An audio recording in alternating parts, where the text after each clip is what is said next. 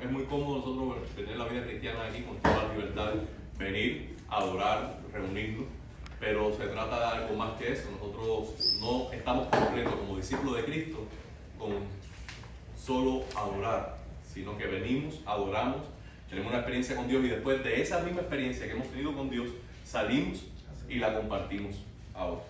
Entonces, recuerden que Pedro adoró, el ciego también que fue sanado adoró a Jesús, Tomás también adoró, pero ellos más que adoradores también fueron testigos.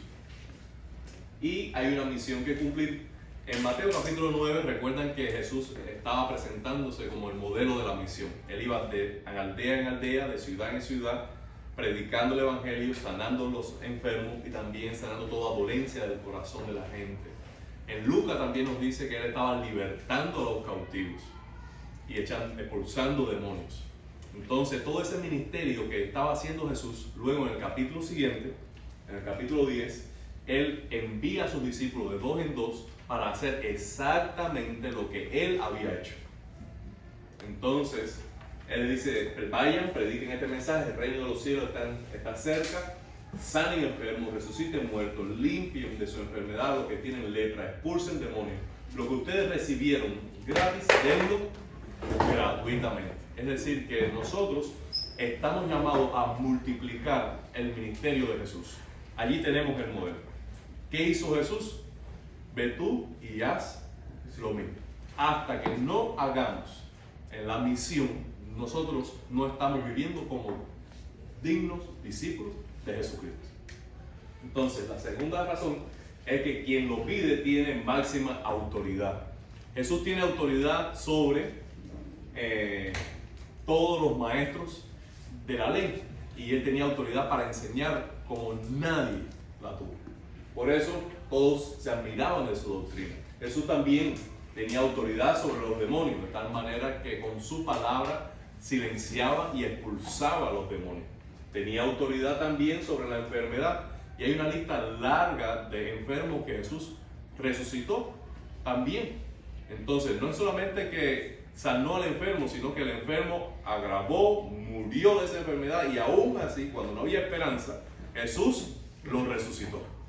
Entonces, Él es quien tiene toda autoridad, también sobre la naturaleza, sobre los vientos, sobre el clima. Entonces, la gran pregunta que le estaba diciendo a ustedes: Jesús tiene autoridad sobre todos ellos y todos le obedecen. ¿Acaso nosotros no le vamos a obedecer? Ahora, esta es una pregunta que quería que ustedes pensaran. ¿Cuál es la diferencia entre la enfermedad, el clima y nosotros como seres humanos, como discípulos de Cristo? ¿Cuál es la diferencia entre la obediencia que puede tener una enfermedad o la muerte o el clima y nosotros como discípulos? ¿Qué es lo que nos diferencia? Que nosotros podemos escoger. Sí. Nosotros podemos escoger, es decir, nosotros tenemos voluntad. Ahora, ¿acaso no tiene Jesús autoridad para que querramos o no obligarnos a hacerlo? ¿Sí o no? Sí. ¿Y por qué no lo hace? Porque quiere que sea, porque lo está ofreciendo, tú lo quieres hacer, eso es mayor, da mayor honra y gloria a Él. Porque Él ha determinado tratarnos a nosotros dignamente, no violentándonos, sino convenciéndonos de que es lo mejor. Él dialoga con nosotros, Él argumenta con nosotros. Hoy nosotros estábamos leyendo Lucas capítulo 22. En ese episodio donde Jesús, después de terminando su ministerio, llega al templo, llega a Jerusalén, y durante todo el capítulo 22 de Lucas, Él está discutiendo con diferentes grupos de religiosos que vienen a confrontarlo a Él. Una de las preguntas que le dicen es ¿se le puede dar, la persona debe dar taxes o no? Sí, Y entonces Jesús dice: bueno, deme la moneda, ¿de quién es la insignia? de César. Da a César lo que es de César Y de a Dios lo que y a es de Dios lo que es de Dios. También le vinieron con una pregunta acerca de la resurrección y le inventaron un caso. y le dijeron, una mujer que tuvo un marido, el marido se murió, después se casó con el hermano también murió, y así estuvo con los 7 hermanos y los 7 se murieron. En la resurrección, ¿de quién va a ser esposa? De nadie. Ella. Vamos a ser como los ángeles. Exacto, Jesús dice, no, es que ustedes están ignorando de qué se trata la vida eterna. No se trata de casarnos y dar un casamiento y tener familia, se trata de que nosotros seremos como los ángeles, dedicados a la adoración a Dios. Y ella está respondiendo otra vez la pregunta. Entonces, vinieron muchos preguntándole, cuestionándole, ¿y qué paciencia tuvo Jesús? ¿Qué paciencia? De conversar con ellos, de darles razones, de darles explicaciones, de dialogar. Cuando Él es el creador de ellos, ellos respiran, ellos tienen vida porque Él se la dio. Ellos están en Israel porque Él les permitió nacer en Israel. Ellos conocen la ley porque Él se la dictó a Moisés. Es decir, todo se trata de Él. Él tiene toda autoridad y aún así tiene la paciencia de hablar con ellos a la altura de sus ojos, como un igual prácticamente. ¿Por qué? Porque Él quiere dialogar, Él quiere argumentar, Él quiere razonar con el ser humano. Que no tiene por qué hacerlo, pero lo hace. ¿Por qué? Porque nos ama. Entonces, Él pudiera tratarnos a nosotros como tratar a un demonio. Calla, enmudece, sal. Pero no nos hace. ¿Usted cree que no puede hacerlo? ¿Tú no crees que Él no puede tratarnos a nosotros como una enfermedad? Se sana. Y piensa diferente. Ya. Pero no. Pórtate bien. Pórtate bien y más te vale. Pero no, Él nos trata con amor, con amor. ¿Por qué? Porque Él quiere que nosotros reconozcamos la autoridad y voluntariamente nos sujetemos a Él. ¿Por qué? Porque esa sujeción voluntaria lo que está expresando es amor. Y la verdadera adoración nace del amor, no nace de la obligación. Nace de la comprensión de quién es la persona, quién es Jesús. Y del reconocimiento de que Él es digno y que Él merece mi sujeción, mi obediencia por quien Él es. Y voluntariamente, cuando yo le rindo esa obediencia, nace de un corazón libre que espontáneamente, por amor, lo hace. Entonces, eso es lo que está esperando también nosotros en cuanto a la misión cristiana. Él pudiera presionarnos hasta que no nos queda más remedio que hablar, pero Él no quiere hacerlo así. Él quiere que nosotros nos rindamos a la misión. Esa es la gran diferencia. Entonces, también una de las razones por las cuales debemos predicar el Evangelio, dijimos, es porque ya sabemos lo que tenemos que hacer. Es bueno ir a un seminario. Leslie se ha matriculado en un seminario, el pastor también matriculó en un seminario, va a estudiar ahora, la primera asignatura que va a estudiar dice que va a ser Nuevo Testamento. Sí, Felipe, el pastor. Entonces, yo me envié también y dije, bueno, voy a escribir, estoy escribiendo también porque si la gente está estudiando, vamos a ver si estudio un poquito más. Y estoy escribiendo también, quizás yo empiece a estudiar algo. Pero todo esto es bueno porque son herramientas y son oportunidades para seguir sirviendo. Pero para hacer la misión no tenemos que esperar graduarnos o estudiar o tener un libro para empezar a hacer la misión, porque ya sabemos lo que tenemos que hacer. Lo que vimos hacer a Jesús debemos replicarlo. Lo que hemos escuchado en las predicaciones de los domingos, si nosotros sumamos horas de sermones durante toda nuestra vida, ¿cuántas horas clase tenemos nosotros de Biblia? Entonces lo que ya sabemos es suficiente como para empezar a decírselo a otro. Es más, aunque tú estuvieras en el punto cero y conocieras a Jesucristo hoy y escucharas la clase de hoy, hoy tú puedes salir de aquí, llegar a tu casa y decirle a tu familia de lo que trató la clase hoy. Porque de eso se trata, lo que hemos recibido de gracia, compartirlo gratuitamente. Entonces ya sabemos lo que tenemos que hacer. Ahora, eso no nos dice que debemos despreocuparnos y no prepararnos, no. Tú sigues creciendo, tú sigues preparándote, pero ya sabemos lo que tenemos que hacer. Además, Jesús nos dice bien claro en la misión lo que nos toca hacer. Y aquí nos quedamos la semana pasada. ¿No es cierto? Aquí ustedes están aplicando los dientes. Debemos ir. Ir. Y esto nos habla de que debemos movernos de nuestro confort, como dice José Alberto, hacia donde está la necesidad. Fíjense que es muy diferente. La misión en el Antiguo Testamento desde Dios fue esta. Capten esto. Dios hizo de Abraham, la historia larga, corta, una nación. Entonces, de la nación, dijo, ustedes vivan bajo mi gobierno, obedeciendo mi ley, y que todas las demás naciones vean cómo se desarrolla una nación bajo mi gobierno.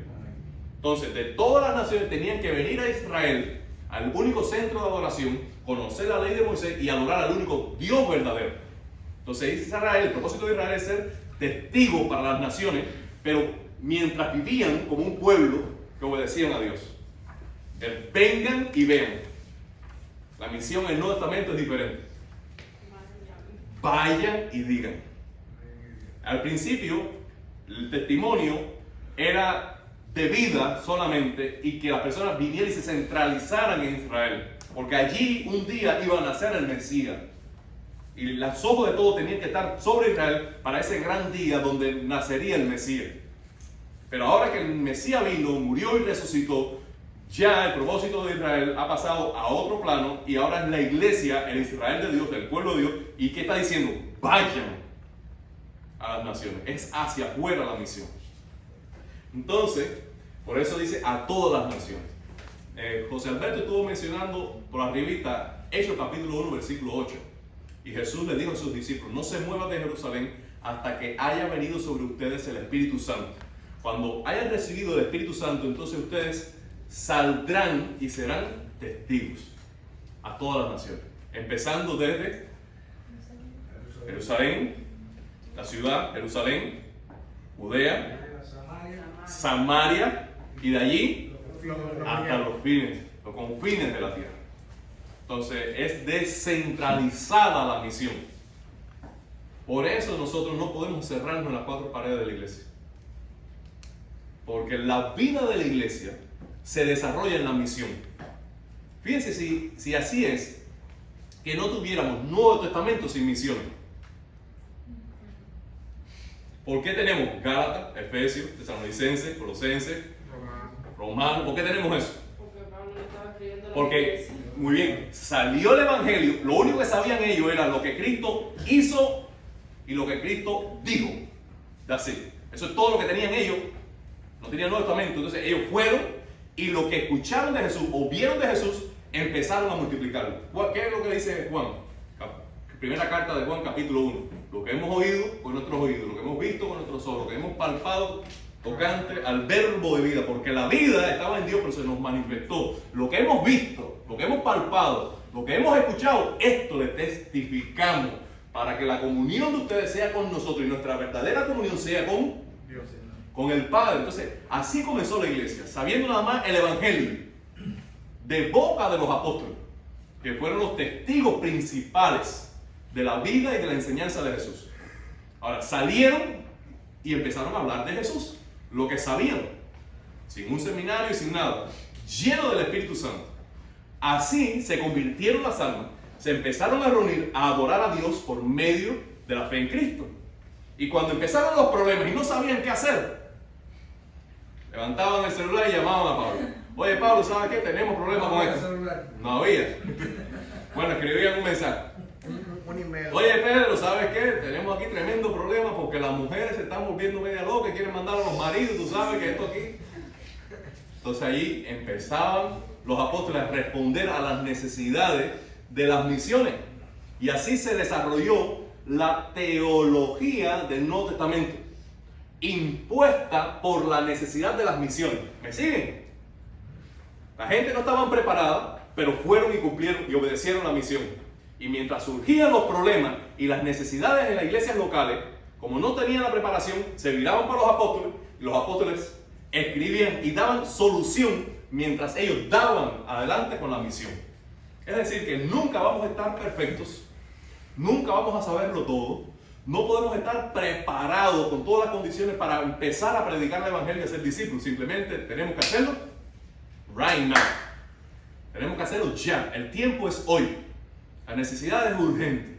Una persona se puede morir sin Cristo y pasar toda la eternidad si tú no hablas de Él. Entonces, es así urgente la necesidad. No hay tiempo para perder. El tiempo que perdimos ya fue suficiente. Ya fue suficiente. Tenemos que despertar del sueño y hablar de Jesucristo en todo lugar. Entonces, a donde quiera que vayamos. ¿Por qué? Porque le decíamos que la misión es tanto intencional como espontánea. Es decir, nosotros nos podemos planificar tal día, podemos ir al campamento, tal día vamos a hacer un viaje misionero intencional, pero también espontáneo, porque a veces viene alguien con una necesidad que nosotros no planificamos. Por ejemplo, el sábado fui a hacer unas compras y yo, como estaba tratando de ahorrarme unos kilos, quise llegar a Sedán. Porque el sábado anterior había hablado con Erisdani y Erisdani me dijo, oye, mi familia no va a Pauli porque Pauli es muy caro. Entonces, te recomiendo que vayas a Sedán. Andy. Ese es el tuyo. Yo confío en ti. Y entonces yo dije, no, me voy el sábado temprano, me voy para Sedán. Cuando llegué a Sedán, yo venía escuchando el mensaje que le había dicho, recuerden el mensaje de David Platt que le compartí a ustedes, que le dije, muchachos, tienen que escuchar esto durante el fin de semana. Yo estaba terminándolo el sábado por la mañana. Y yo me quedé en el carro en los minuticos que me quedaban y terminé. Cuando yo terminé de escuchar eso, tú sabes cómo salí yo para Sedano, ¿no? ¿Tú sabes cómo salí para Sedano? Tú sabes que aquí voy a comer yo el león. El primero que me pasa por al lado es un señor que yo así de reojo siempre me fijo en el nombre. Eso es un dato interesante. Tomen nota ahí, siempre recuerden el nombre, fíjense el nombre de las personas. Personalicen a esa gente tienen alma, tienen nombre. Entonces, yo vi que se llamaba Evangelio y dije, la puerta está bien. Evangelio, esta es la segunda vez que me pasaba. Y como bien me conté que la primera vez que me pasaba, no era cristiano la persona, Good News, así era el nombre. Y yo dije, Señor, ¿cuál es su nombre? Y el Señor me mira así porque estaba de espalda. Me dijo, ¿qué tú quieres saber? Su nombre, por favor. No, dime qué tú quieres saber. Nada más quería que usted me diga el nombre porque me pareció leer Evangelio. Y yo, sí, así es mi nombre. Estaba como a la defensa porque no sabía a lo que venía yo. Y yo le dije, ¿usted sabe qué significa su nombre? Digo, sí, yo sé. Que son buenas noticias. Bueno, la mejor noticia Déjame contarte. es esta. Que Dios te amó de tal manera que envió a su único hijo para que si tú crees en él no te pierdas, sino que tenga vida eterna. ¿Has escuchado mejor noticia que esa? Entonces ahí empezamos a dialogar porque cuando una persona tú la confrontas con el evangelio o le vas a hablar del evangelio, empieza a razonar y quiere hablar de cualquier cosa menos de lo que es. Y entonces ustedes, algunos saben ya más o menos cómo fue la historia. Y ahí le hablé del evangelio y ¿te permite orar por ti? Sí, como que no, permite orar por mí. Entonces ahí pudimos orar. Pero es mientras, yo no lo tenía planificado, yo iba a comprar comida barata. ¿Entiendes? Pero el Señor lo permitió. Entonces uno tiene que ser intencional, ir, planificarlo, pero al mismo tiempo ser espontáneo a donde quiera que salga. Mira, yo me he hecho el propósito de que le pido al Señor todos los días, Señor, dame uno diario para yo presentar el Evangelio. Uno diario. Al mes son 30 que tú le hablas de Cristo. Si Dios lo permite. Y hablarle de Cristo es regar la semilla. El Señor se encarga De crecimiento, exactamente. De crecimiento. Dios te bendiga, un tratado, tu testimonio personal, un versículo, algo podemos sembrar. Y aquí nos quedamos, exactamente. Debemos ir, predicar, hablar. Si no has escuchado el mensaje de David Platt, tienen que escucharlo, ¿ok? Entonces, esas fueron las preguntas que dejamos allí. Y luego pedir a Alina que le responda esta pregunta. Alinita, Jesús dice que debemos ir, predicar y bautizar. Tengo tres preguntas. ¿Okay? Primera pregunta. ¿Quién debe bautizar?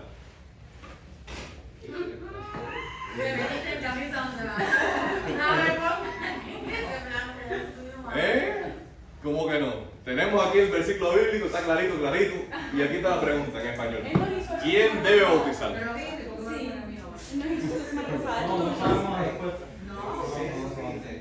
¿Quién debe bautizar? El que riega el evangelio. ¿Quién debe bautizar, José? Debe bautizar la persona que esté comisionada para hacer bautismo. Y, o sea, yo como misionero, yo por ejemplo, al Amazonas, alguien entrega su vida a Cristo y me dice, yo quiero ser bautizado, yo puedo bautizar. O sea, ¿quién puede bautizar? Los discípulos de Cristo. ¿Qué tú crees, Linita? Esa es una buenísima. Ella sabe que hay trampa en la pregunta. Hay gato cerrado. Hay gato cerrado. Y ¿Quién debe bautizar? situación. Ok, vamos acá, segunda. ¿Cuándo se debe bautizar? No sé. No, una persona cuando acepta a Cristo como su Salvador y confiesa con su boca y reconoce a Cristo como su Salvador y que es pecador, ¿está listo? ¿Qué le falta? ¿No le falta nada? Ok, nosotros hablamos la semana pasada que si fuimos parque de agua, el jueves pasado, y alguien allí se convierte al evangelio y hay agua, evidente, que hay agua, En el Lazy River. ¿qué impide que uno de estos muchachos bautice a quien se convirtió? Ah, me estás enredando la Yo me pongo en Estoy diciendo, si esa persona de la cual tú hablabas, se convirtió, hay agua, In the wave pool. El Black Thunder va a pasar. Saca la cabeza, burro. no quiere ponerse problema con Felipe, con el pastor. Ahora, ¿a quién se debe bautizar? a quien haya aceptado a Jesús. A los creyentes, ok. A los creyentes. Ahora responde la pregunta. Pero mira quién dice aquí. Dice, por tanto, vayan y hagan discípulos. ¿Quiénes deben hacer discípulos? Los discípulos. Los discípulos.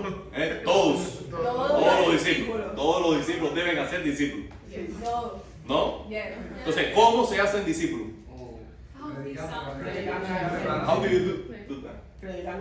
Ir, yendo y ¿quiénes deben bautizar? Los discípulos. It's like, ajá. Todos los discípulos. It's so clean. ¿Y por qué no lo hacen? No, Buena pregunta. ahí sí no lo Emily. Porque, like, por ejemplo, en la iglesia, la persona que tiene the main authority para hacer eso es el pastor, pero, like, I don't know. Dilo en inglés si no sabes decirlo en español.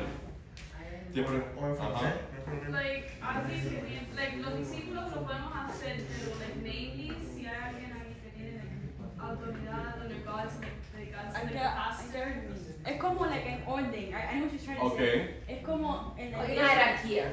What? Hay una jerarquía entonces. Un Hay parte un, de hay un abogado. cristiano mayor que otro. No, no es que sea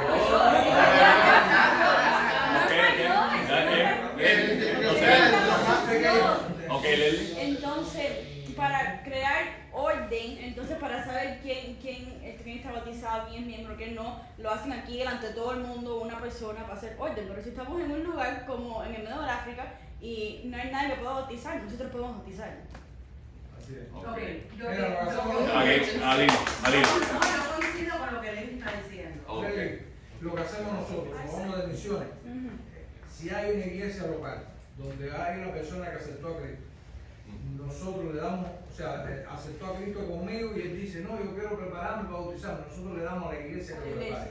La iglesia que haga discipulado, la iglesia que lo prepare para bautismo y el mismo pastor de la zona puede bautizar. O sea, no, ahora, me topo, como dices tú ahora, en un lugar donde hay yo acepté a Cristo, yo quiero dar testimonio a través del bautismo de que yo sí puedo bautizar. O sea, lo hacemos, lo bautizamos. Si no hay iglesia presente.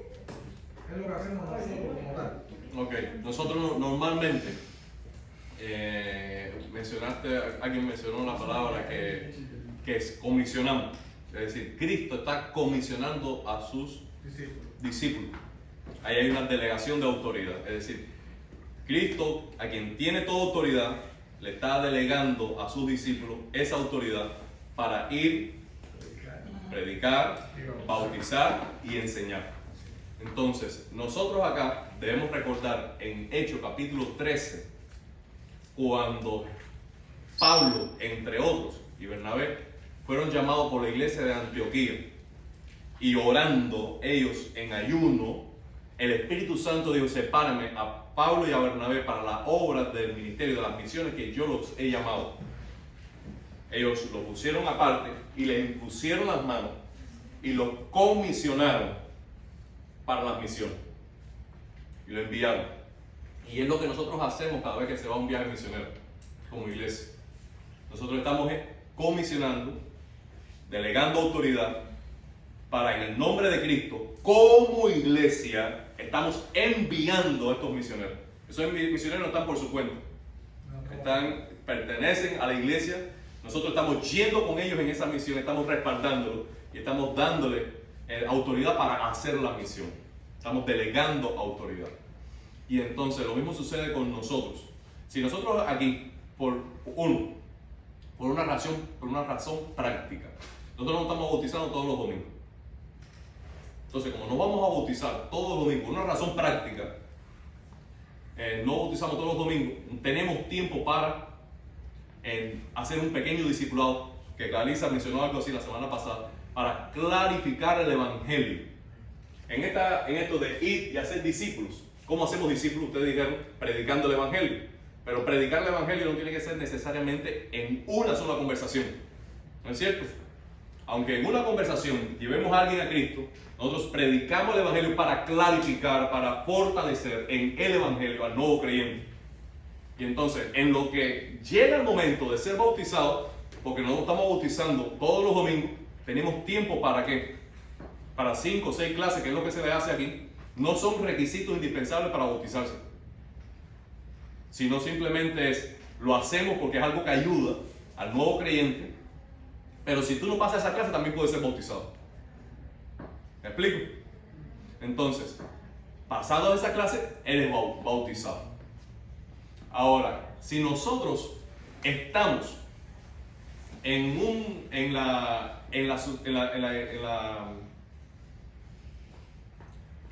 haciendo la misión aquí en la ciudad, cada uno de nosotros, no hay esa necesidad tampoco urgente de bautizar a la persona, ni debemos tomar a la ligera el hacerlo. ¿Por qué? Porque en este tiempo de la Biblia, una persona se identificaba con Cristo y le costaba ¿qué cosa? La vida. Su vida. ¿Tú crees que alguien iba a jugar con una confesión de identificarse con Cristo cuando esa confesión de ser cristiano le costara la vida? ¿Usted no cree que se necesita convicción profunda de esa decisión como para en esa confesión decir, sí, Cristo es el Señor, y estar dispuesto a morir por eso? Hoy en día esa confesión no tiene el mismo peso. Hoy cualquiera puede decir yo creo. Es más, cualquiera puede decir yo quiero bautizarme, y sin embargo no está perdiendo ni poniendo en riesgo absolutamente nada. Entonces la misión, la práctica de la misión impone otro desafío, y es tener que clarificar lo más posible el evangelio para que la persona entienda la decisión que está tomando. ¿Me explico? Entonces esto nos ayuda a nosotros también a no bautizar a cualquier persona, sino que podemos tener tiempo para, como iglesia también, tener un pequeño discipulado para que entienda realmente el evangelio y entienda la decisión que está tomando.